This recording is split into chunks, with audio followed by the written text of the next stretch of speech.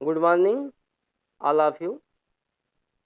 आइए देखिए बर्नौली के थ्योरम पर आधारित दाब शीर्ष, वेग शीर्ष और गुरुत्वीय शीर्ष का फार्मूला प्राप्त करना और भिन्न भिन्न बिंदुओं का अध्ययन करेंगे। तो बर्नौली का जो थ्योरम है वो जो हम लोग सिद्ध किए हैं उसमें वो क्या आया था, बर्नौली का जो स्टेटमेंट है। आइए देखिए यहाँ से, जैसे मान लेते हैं ये H1 एक नली है जिसकी हाइट H1 H2 है पृथ्वी के तल से। तो इसके लिए एक फार्मूला आया था P plus 1/2 rho B square equal to rho G H नियतांक होता है।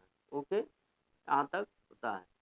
ये दाब और ये आपका वेग और प्लस यहाँ पर रो जी एच, यानी इसको हम पढ़ते हैं दाब ऊर्जा, गतिज ऊर्जा और स्थिर ऊर्जा का योग नियतांक होता है। द्रव के एकांक आयतन की ये तीन ऊर्जाएं होती हैं।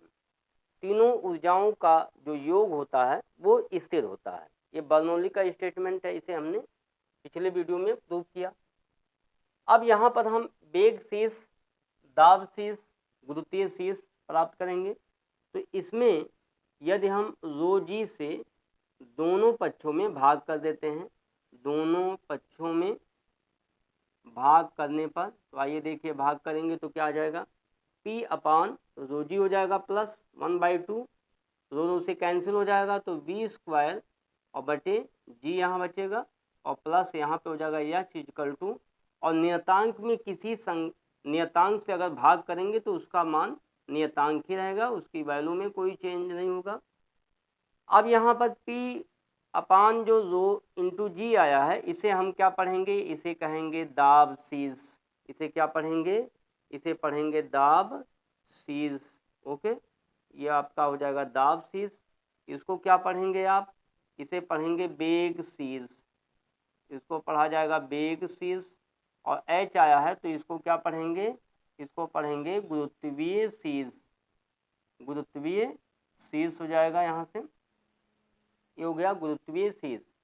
आइए इन शीर्ष के मात्रक देख लेते हैं, इसका मात्रक क्या होता है। मात्रक, तो दाब शीर्ष का जो मात्रक होगा, तो ऊपर देखिए यहाँ पे दाब आया है, या बीमीय सूत्र पहले ज्ञात कर लेते हैं। तो चलिए पहले बीमीय सूत्र ही ज्ञात कर लेते हैं। इसका बीमीय सूत्र, बीमीय सूत्र, तो बीमीय सूत्र ज्ञात कर लीजिए। यहाँ से देखिए दाब शीर्ष का बीमीय सूत्र क्या होगा, तो ऊपर आया है दाब, तो दाब का होता है ml पे -1 और बल बटे क्षेत्रफल होता है और t पे -2 होता है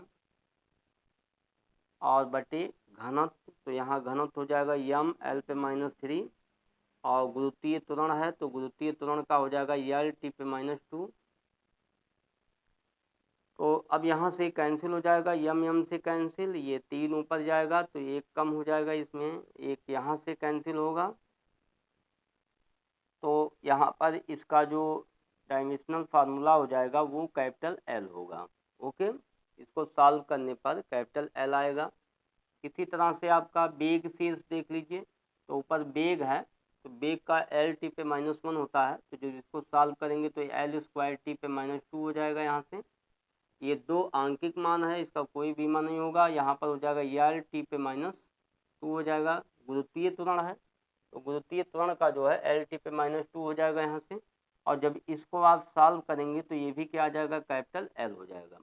ये हो जाएगा वेग शीर्ष का मात्रक, बीमीय सूत्र, सॉरी बीमीय सूत्र।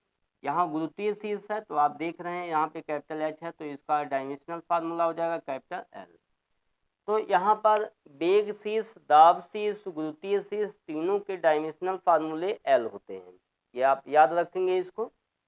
इसका जो मात्रक होता है, अगर हम इसका मात्रक लिखें तो मात्रक आपको पता हो गया होगा, मात्रक क्या होगा, इसका मात्रक मीटर, इसका भी मात्रक मीटर हो जाएगा और इसका भी मात्रक मीटर होगा यहाँ पर। तो सभी के मात्रक क्या है, मीटर है। तो इस तरह से हम बर्नौली का जो थ्योरम है उसका स्टेटमेंट ऐसे भी लिख सकते हैं, किसी नली में द्रव के एकांक आयतन के लिए दाब शीर्ष, वेग शीर्ष, गुरुत्वीय शीर्ष का योग एक नियतांक होता है। ओके, तो इस तरह से हम बर्नौली के स्टेटमेंट को भी लिख सकते हैं। आइए देखिए किन्हीं दो बिंदुओं के लिए लिखा जाए।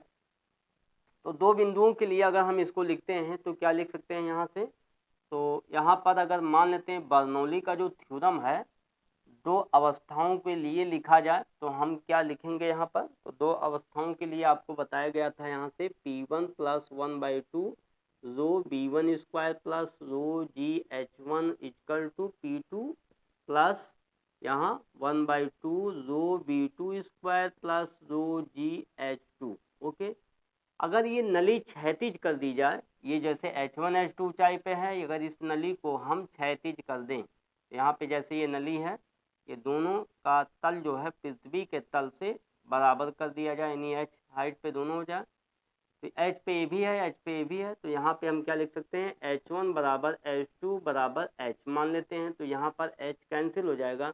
तो इस तरह से हम इस फार्मूले को इस तरह से भी लिख सकते हैं 1/2 rho B1 square equal to P2 plus 1/2 rho B2 square.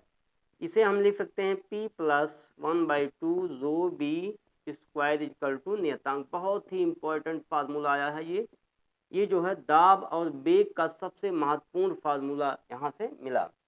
तो यहाँ इस फार्मूले से स्पष्ट है, आइए देखते हैं क्या स्पष्ट है। यहाँ लिख सकते हैं कांस्टेंट नियतांक और -1/2 रो बी स्क्वायर, ऐसे आप समझिए। यहाँ से अगर हम बेग का मान बढ़ाते हैं, कहीं पर बेग का मान बढ़ेगा तो वहाँ दाब का मान घट जाएगा, क्योंकि ये कांस्टेंट है, इसमें से ये माइनस घटेगा। अगर कोई वैल्यू मान लेते हैं इसमें तो घटाएंगे, बेग यहाँ पावर स्क्वायर है, इसका जो घात है वो 2 है, तो काफ़ी मात्रा में घटेगी। तो यहाँ जैसे ही बेग बढ़ेगा वैसे दाब घट जाएगा यहाँ पर, और बेग घटेगा तो दाब बढ़ जाएगा उस स्थान पर।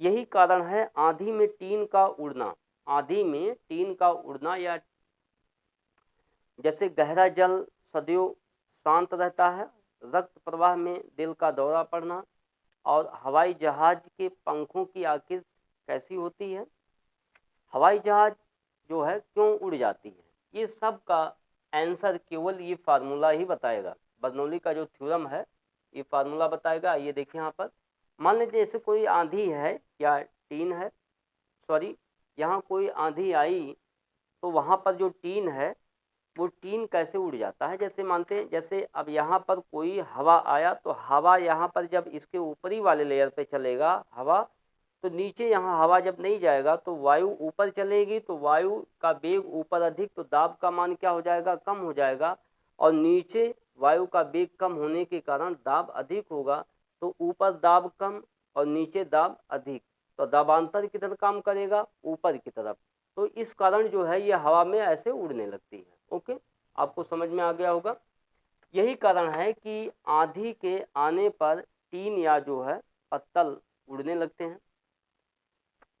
जैसे मान लेते हैं कोई भारी वाहन है, वो जब रोड पर चलता है तो पीछे के जो, जैसे मान लेते हैं कागज के तिनके होते हैं, टुकड़े होते हैं, या छोटे छोटे टुकड़े होते हैं, ये सब उड़ने लगते हैं। इनके उड़ने का रीजन क्या है, इनके उड़ने का भी यही रीजन है कि वहाँ पर जहाँ पे बेग यानी दाबांतर के कारण ये भी उड़ते हैं, क्योंकि जहाँ पर दाब अधिक होता है वहाँ बेग कम हो जाएगा, सॉरी यहाँ पर।